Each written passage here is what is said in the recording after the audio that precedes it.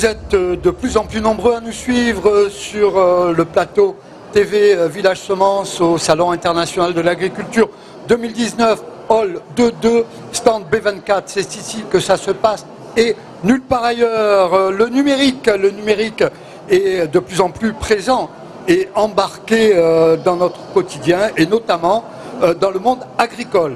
Il transforme le travail, aide aux décisions et il facilite aussi les échanges. Porteur de formidables enjeux, le numérique peut-il transformer notre société, surtout l'agriculture? C'est la question que nous nous posons aujourd'hui avec mes invités. Tout d'abord, merci les unes, madame, et les autres d'avoir répondu à notre invitation.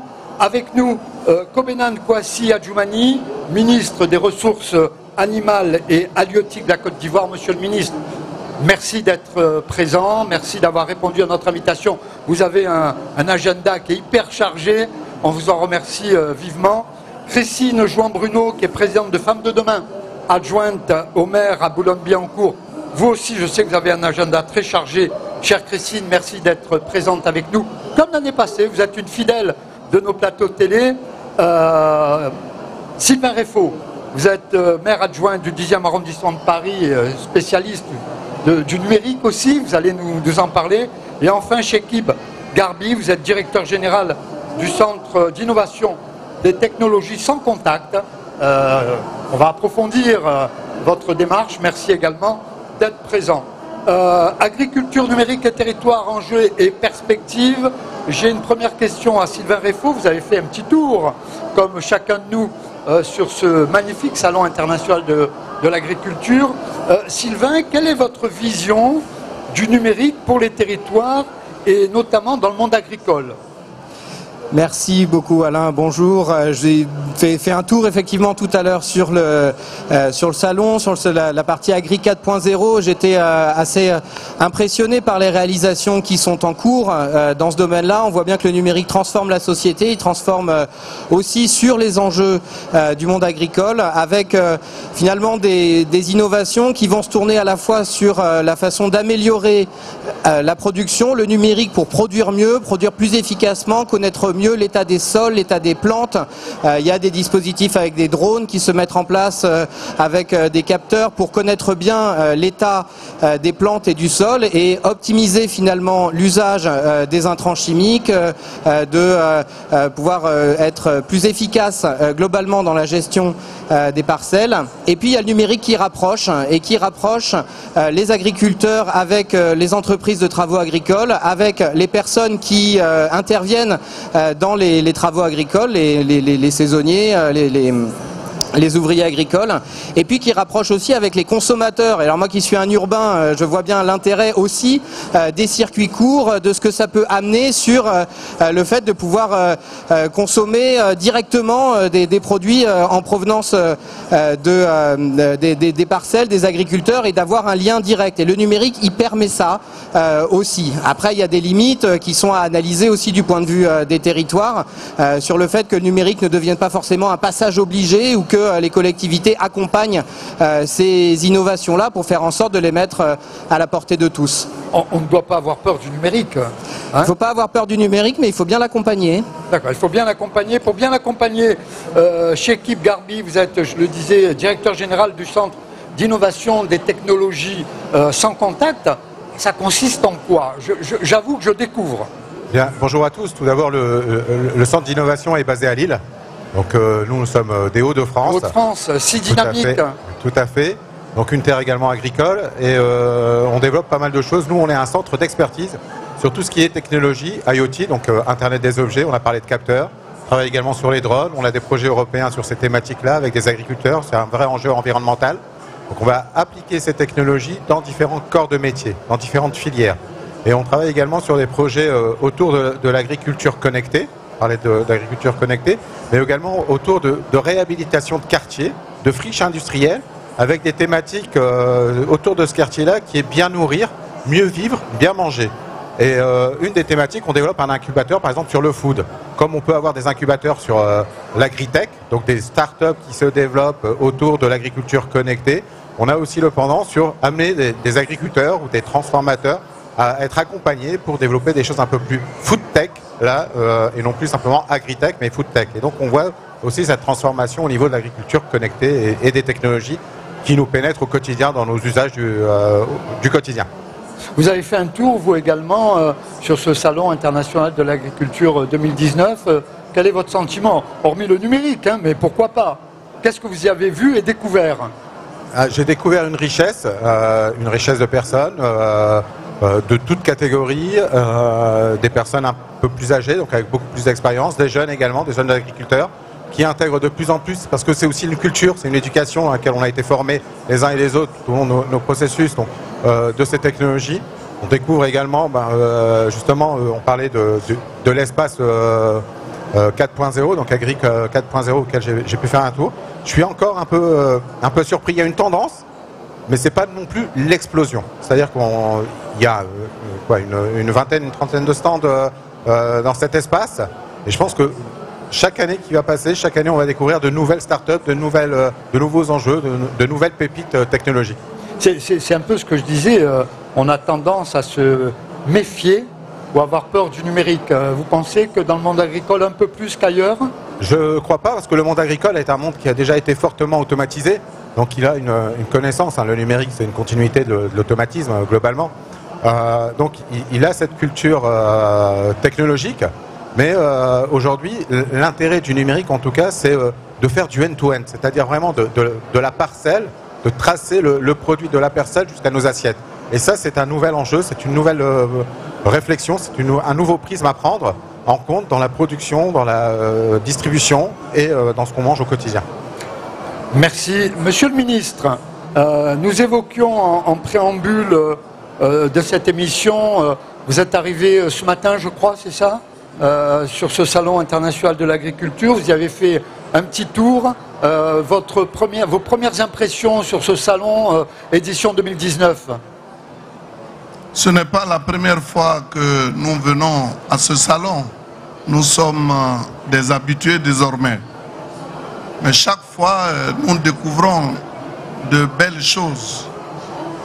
C'est vrai que je suis arrivé aujourd'hui, j'ai fait un tour au niveau de certains stands et j'ai été impressionné par la qualité de ce qui se passe au niveau de ce salon, que ce soit dans le domaine des productions végétales ou dans le domaine des productions animales et halieutiques.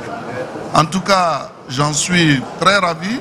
Nous sommes venus avec une forte délégation et chacun dans son domaine. Mais nous avons fait le constat que cette année, c'est un salon grandeur nature. Et comme nous autres, nous avons aussi notre salon, nous venons donc nous inspirer de l'expérience de la France. Alors, monsieur le ministre, vous me tendez la perche. Vous avez votre salon, j'ai été, je dois l'avouer, très surpris d'apprendre qu'il y a un salon d'agriculture en Côte d'Ivoire. Surpris dans le sens où, bien sûr, que vous avez un salon, mais je pensais qu'il n'y avait pas de salon de l'agriculture en Côte d'Ivoire. Vous pourriez, alors, une délégation, vous l'évoquez aussi, elle est là, hein, elle est magnifique, haut en couleur, ils ont le sourire à l'image de ce pays qui est un pays extrêmement chaleureux, accueillant, et en tout cas, merci à vous d'être si nombreuses et nombreux, d'avoir accompagné Monsieur le ministre, et aussi d'être présent parmi nous, ça nous fait chaud au cœur. Monsieur le ministre, c'est un salon de l'agriculture qui s'appelait, je crois, le salon de l'agriculture subsaharien, c'est ça avant? Et donc il y a eu une édition en 2018, la dernière édition, c'est ça? Oui. Vous pourriez nous en parler? 2017. Vous pourriez nous en parler? Est-ce qu'il y a des ponts, des passerelles qui se créent entre le salon de l'agriculture en Côte d'Ivoire et le SIA, l'apport de Versailles? C'est moi qui suis plutôt surpris de votre question, de savoir que vous-même vous êtes surpris d'apprendre qu'il y a un salon en Côte d'Ivoire.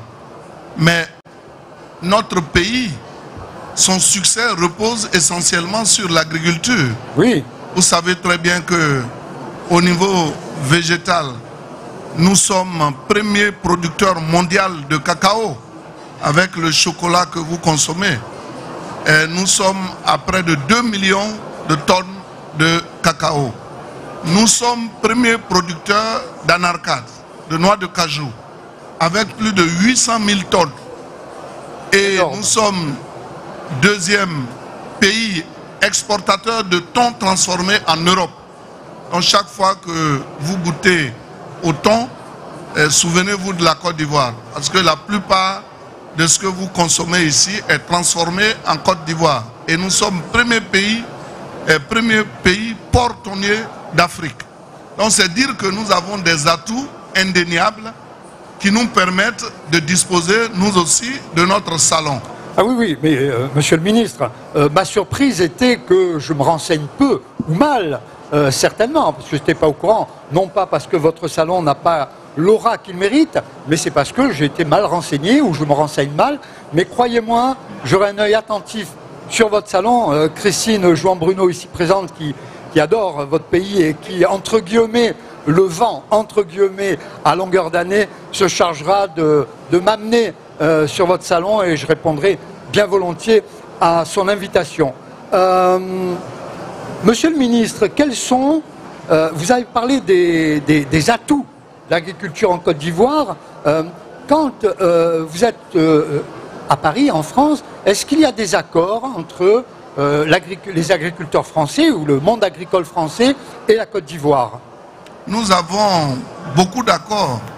Vous savez que dans le cadre de la coopération Nord-Sud, la Côte d'Ivoire entretient de bons rapports avec la France. Et dans le cadre de ce salon, chaque fois que nous venons, nous tissons davantage de relations.